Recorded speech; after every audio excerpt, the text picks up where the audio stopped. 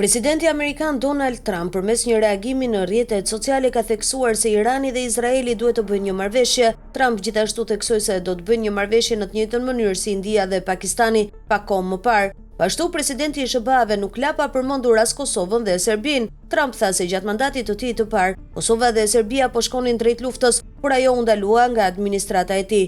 Mëtej, Trump tha se ish presidenti Joe Biden ka dëmtuar perspektivat afatgjata me disa vendime, por nënvizoi se ai do t'i rregullojë ato sërish. Irani dhe Izraeli duhet të bëjnë një marrëveshje dhe do të bëjnë një marrëveshje, ashtu siç i bëra të bënin India dhe Pakistani, në atë rast duke përdorur tregtin me Shtetet e Bashkuara për të sjellë arsye, kohezion dhe mundje të shëndosh në bisedime, me dy udhëheqës të shkëlqyer të cilët ishin në gjendje të merrnin shpejt një vendim dhe të ndalojnë. Gjithashtu, gjatë mandatit tim të parë, Serbia dhe Kosova po e përballonin me forcë, siç kanë bërë për shumë dekada, dhe ky konflikt i gjatë ishte gati të shpërthente në luftë. Unë ndalova atë.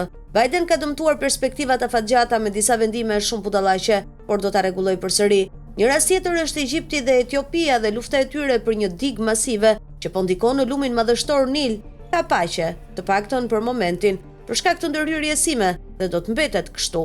Po kështu do të kemi paqe së shpejti midis Izraelit dhe Iranit. Shumë telefonata dhe takime po zhvillohen tani. Unë bëj shumë dhe nuk marr kurrë merita për asgjë, por kjo është në rregull. Populli e kupton. Bëjeni lindjen e mesme të madhe përsëri, shkroi Trump.